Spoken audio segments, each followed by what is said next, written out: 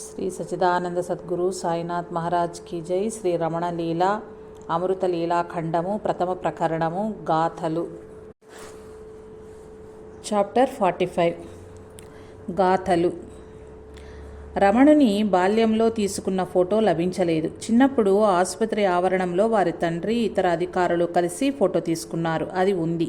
దాని నుండే సుందరమయ్యర్ ఫోటో లభించింది. స్వామి వారి చిన్నాన్నగారితో పాటు ఒక ఫోటో తీసుకున్నారు. పెక్కు గ్రంథాలను చదివేవాడిగా కనిపించేందుకు కాబోలు ఒక పెద్ద గ్రంథంపై చేయి పెట్టి ఫోటో తీయించుకున్నారు. ఒక ఈగ వెంకట్రామన్ చేతి మీద వాలటంతో చేయి పైకెత్తారు. అదే సమయంలో ఫోటోగ్రాఫర్ ఫోటో తీశాడు. దాంతో ఫోటో సరిగా రాలేదు. అది ఎక్కడ పోయిందో కూడా తెలీదు. అప్పుడు లభించే వాటిలో మొదటి దానిని 1900 ప్రాంతంలో విరూపక్ష గుహలో ఉండగా కుంభకోణ భక్తులు నల్లాపిల్లై తీశారు. స్వామి చెప్పిన కథలలో ఒకటి, అరుణాచలంలో ఉన్న కుంటివాడు అయిన ఒక ముసలి వ్యక్తి ఇంటి పోరు పడలేక చేతికర్ర సహాయంతో ప్రదక్షిణము రోడ్డు నుండి ఆ ఊరు విడిచి వెళ్తున్నాడు. ఎన్నోసార్లు అతడు గిరి ప్రదక్షిణ చేశాడు. కానీ ఈ పర్యాయం ఊరినే విడిచిపెడుతున్నాడు కదా. అతనికి దుఃఖం ఆగలేదు. అకస్మాత్తుగా ఒక బ్రాహ్మణ యువకుడు కనిపించి నీకిది కూడా ఎందుకు అని చేతికర్రలాగి పారేసి అదృశ్యమయ్యాడు. ఆ క్షణంలోనే వానికి కుంటితనం పోయింది. ఇలాంటి కథనే అరుణాచల మహత్యంలో చెప్పబడింది. ఇది జరిగే కాలంలో స్వామి కొండ మీదనే ఉన్నారు. ఆ విధంగా కుంటితనం పోగొట్టింది తాము అని మాత్రం స్వామి చెప్పలేదు.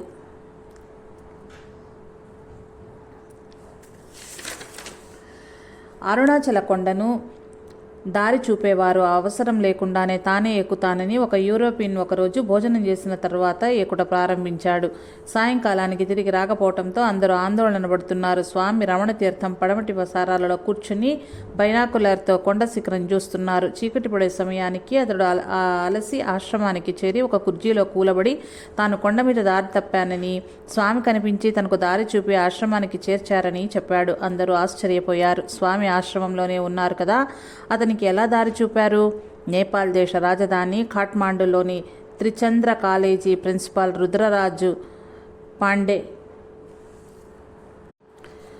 రుద్రరాజ పాండే అరుణాచల దేవాలయమును స్వామిని చూచుటకు ఒక యువకునితో వచ్చి ఊరిలోకి వెళ్ళి గర్భగృహం దగ్గరకు వెళ్ళాడు. యువకుడు అరుణాచల అని కేక పెట్టాడు. పాండే లింగం చూడాలనుకున్నాడు. కానీ ఆయనకు ఎక్కడ చూచినా ప్రసన్నవదనంతో చిరునవ్వు చిందిస్తూ స్వామి ముఖారవిందం ఒకటి కాదు, ఎన్నో కనిపించాయి. పాండే కన్నులు ఆనంద బాష్పాలతో నిండిపోయాయి. ఒక శిష్యుడు తాను సంసార కష్టాలను భరించలేకుండా ఉన్నానని, కావున సన్యాసినస్తానని దానికి భగవాన్ అనుజ్ఞ కోరాడు. స్వామి వద్దన్నారు. తమరు మాత్రం పరిగెత్తి రావచ్చు, మా వంటి వారు రాకూడదా అని అతడు ఆక్షేపించాడు. నేను వచ్చినప్పుడు ఎవరిని అడిగి రాలేదు అని స్వామి అనగా అందరూ నవ్వారు. స్వామి పరిహాసాలు మృదువుగాను మనసుకు బాధ కలిగించకుండా ఉపదేశపూరితములై ఉంటాయి. 1945 సంవత్సరంలో కీళ్ల నొప్పులు అధికమవటంతో సేవకులే కాకుండా కాస్త చొరవ కలిగిన భక్తులు కూడా కాళ్ళు రుద్దుట ప్రారంభించారు. ఒక రిటైర్డ్ జడ్జి 70 ఏళ్ల వృద్ధుడు తాను కూడా పాదసేవ చేయబోయాడు. స్వామి ఎందుకు అన్నారు. కొంచెం పుణ్యం సంపాదించుకుంటానని జవాబిచ్చారు. అయితే మీరందరూ కొంచెం సేపు ఆగండి, నేను కూడా ఈ కాళ్ళు ఒత్తుకుంటాను, నాకు కూడా కొంచెం పుణ్యం కావాలి కదా అని తమ కాళ్ళు తామే ఒత్తుకునట ప్రారంభించారు. ఒకరికి ఉబ్బసం వ్యాధి, అది పోవునట్లు అనుగ్రహించండి అని స్వామిని అడిగారు. మీకున్న వ్యాధి నాకు కూడా ఉంది, మీకు చెప్పుకొనుటకు ఒక స్వామి ఉన్నారు, నేనెవరితో చెప్పుకునేది, నాకు ఏ స్వామి కనిపించటం లేదు, వచ్చింది భరించవలసిందే అన్నారు.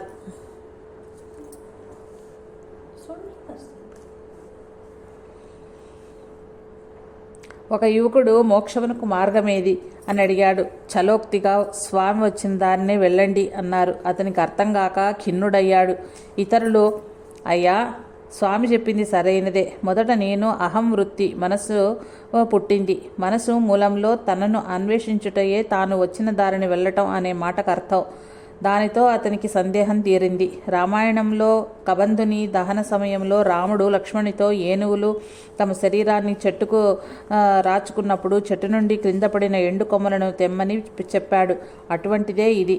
హాలు వెనుక గల మామిడి చెట్టు మీద ఉన్న కాయలు కోస్తున్నవారు చెట్టెక్కి కోయకుండా గడలతో కొట్టడం ప్రారంభించారు. దానివలన కాయలతో పాటు ఆకులు కొమ్ములు రాలుట ప్రారంభించాయి.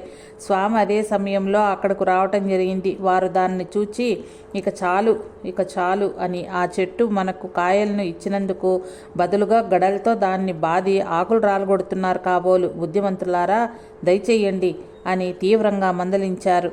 చెట్టు కూడా ఒక జీవియే కదా. ఒకసారి ఎచ్చమ్మ లక్షపత్రి పూజ సంకల్పించింది. కొంత పత్రి తక్కువ అవటంతో స్వామితో చెప్పింది, కొరత ఏమీ లేదు, నీ శరీరాన్ని గిల్లుకుంటే సరిపోతుందన్నారు. అదేమిటి అని ప్రశ్నించింది. నీ దేహాన్ని గిల్లితే నీకు నొప్పి, వాటి ఆకులను గిల్లితే వాటికి నొప్పి ఉండదా అని స్వామి మందలించారు. భగవాన్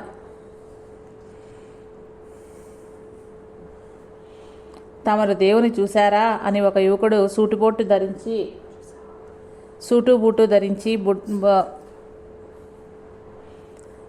బూటు ధరించి బూట్లను వెలుపల విడవకుండా వచ్చి ప్రశ్నించాడు. భగవాన్ అమాయకుని వలె ముఖం పెట్టి ఏ భావం కనిపించనివ్వకుండా, దేవుడా, ఎవరాయనా అని అడిగారు. హాలులో ఒకటే నవ్వులు. ఆ యువకుని మాట మూగబోయింది. కొంతసేపైన తర్వాత అతడు, భగవాన్, మీ ఫోటో తీసుకోవచ్చా అన్నాడు. సాధ్యమైతే అన్నారు స్వామి. తాను ఆత్మను ఫోటో తీయటం ఎలా అని స్వామి అభిప్రాయం. తన కెమెరాతో టిక్కు అనిపించి అతడు తన దారిని తాను వెళ్ళిపోయాడు.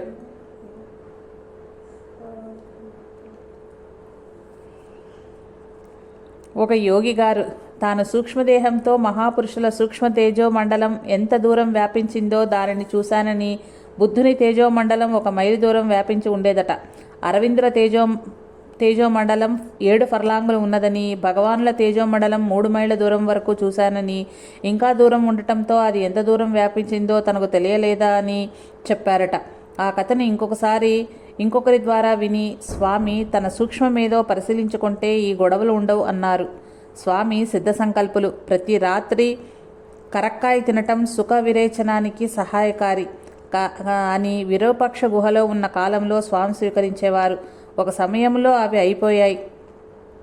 ఒకడు ఉదయం స్వామి దర్శనం చేసుకున్నటకు బయలుదేరి బండి మీద ఒక పల్లెకు వెళ్తున్నారు. వాని ముందు ఒక కరక్కాయ మూటలో ఉన్న బండి వెళ్ళింది.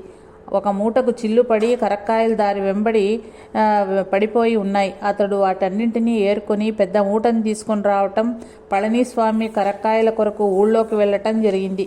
అతడు సంగతి తెలుసుకుని పళనిస్వామికి కరక్కాయల మూట ఇచ్చాడు. మరొకసారి సుఖ విరేచనానికి ద్రాక్ష ఉపయోగమని పళనిస్వామి బయలుదేరిపోయాడు. స్వామి తొందర ఎందుకు అన్నారు. ఈ లోపల శేషయ్యర్ అన్నగారు ద్రాక్ష పొట్లంతో వచ్చారు. ఆయనకిది తెలియదు.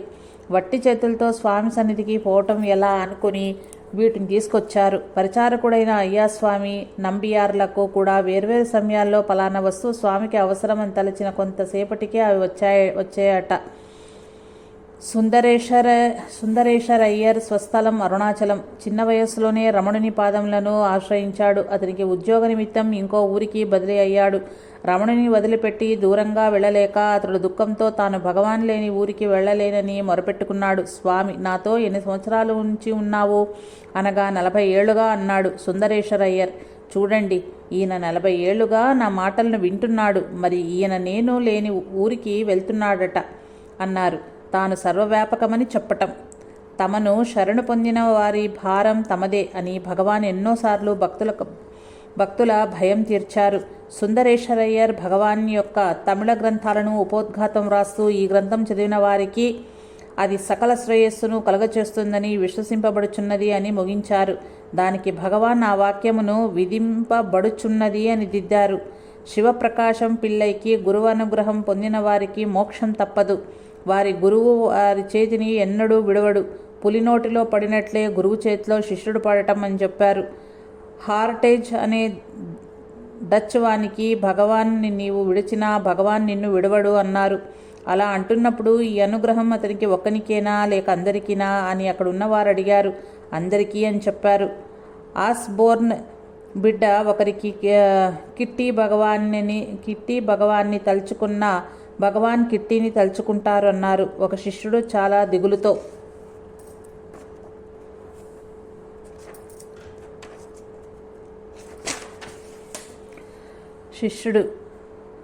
నన్ను నీవు కరుణింపకున్నా నేనెక్కడికి వెళ్తాను, నా అంత పాపి ఇంకొకడు ఉండడు అని పరితపించాడు. మహర్షి, నీకు నాకు సంబంధమేమిటి? శిష్యుడు, అయ్యో, మీరు నాకు గురుదేవులు, మీరే నన్ను ఇలా ముంచవచ్చునా? స్వామి: గురుదేవుడు అంటున్నావు కదా, గురుదక్షిణ ఇచ్చావా? శిష్యుడు: ఇవ్వటానికి ఎప్పుడూ సిద్ధంగా ఉన్నాను. స్వామి ఎప్పుడూ గ్రహించరు. ఏమి ఇవ్వాలో చెప్పండి. స్వామి: చెప్పిన తర్వాత నిరాకరింపవు కదా? శిష్యుడు: ఏమిటి స్వామి, మీరే ఇలా అనవచ్చా? నేను నిరాకరింపను. స్వామి: నాకు నీ పుణ్యఫలమైన స్వర్గాదులను ఇమ్ము. శిష్యుడు: అంత అదృష్టమా? స్వామి: పుణ్యమే ఉంటే ఈ దుఃఖం ఎందుకు? శిష్యుడు: నాకు తెలియదు స్వామి, ఉన్న పుణ్యమే ఇవ్వటానికేమి? శిష్యుడు: ఏ విధంగా ఇవ్వటం? స్వామి: మనస్ఫూర్తిగా అను, నా పుణ్యంతో, నా పుణ్యఫలములతో నాకిక పని లేదు, అన్నింటినీ రమణునికి ఇచ్చాను అని. అతడు అలాగే అన్నాడు. స్వామి: అయినా నీవు చాలా కొద్ది వస్తువు పుణ్యంను ఇచ్చావు, కొంచెం ఎక్కువగా ఉన్నదానినే ఇవ్వరాదా? శిష్యుడు: ఇస్తాను, అదేమిటో చెప్పండి. స్వామి: చెప్పిన తర్వాత నిరాకరింపవు కదా? శిష్యుడు: చెప్పి చూడండి, నిరాకరిస్తానేమో. స్వామి: అయితే నీ పాపము నిమ్ము. శిష్యుడు: అయ్యో స్వామి, మీ దేహం నా పాపాన్ని భరించలేదు, నేను చెయ్యని పాపాలు లేవు. స్వామి: అది నాకక్కర్లేదు, ఇస్తావా ఇవ్వవా? శిష్యుడు: పరమ దుఃఖంతో మీ ఆజ్ఞానుసారం నా పాపఫలములను రమణునికి ఇచ్చాను, వాటితో నాకు ఇక సంబంధం లేదు. స్వామి: ఇదిగో చూచావా, ఇక నీకు పాపం లేదు, పుణ్యం లేదు, నీవు ఆత్మవు కనుక ఇక నీవు దుఃఖించనవసరం లేదు. అలాగే ఏది అంటక ఉండుము. ఒక భక్తునితో నీవు నరకానికి పోయినా విడువను, నిన్ను ఉద్ధరించే తీరుతాను, కానీ నీవు నరకానికి పోయే పనులు నీవెందుకు చెయ్యాలి అని నా మాట అన్నారు. స్వామి: తన సన్నిధిలో ఉన్నంత వరకు మేము చాలా సజ్జనులం. ఊరికి వెళ్ళిన తర్వాత యథాప్రకారమే ఎన్నో సంవత్సరాలుగా వస్తున్నాను. ఒక్క అడుగైనా అభివృద్ధి చెందినట్లు కనపడటం లేదని ఒకడు దుఃఖించాడు. ఇదిగో, రైలులో ఫస్ట్ క్లాస్లో ప్రయాణం చేసేవారు గార్డుతో తామెక్కడ దిగాలో చెప్తారు. కిటికీలను మూసివేసి నిద్రేస్తారు.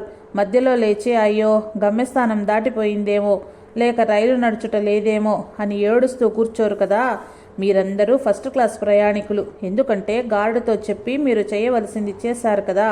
ఇక గార్డు విధి గార్డుకు తెలుసు కదా. గమ్యం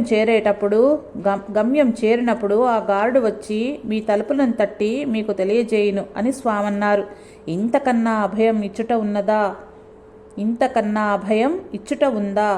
రాముడు కూడా ఇదే విధంగా సకృదేవ ప్రపన్నాయ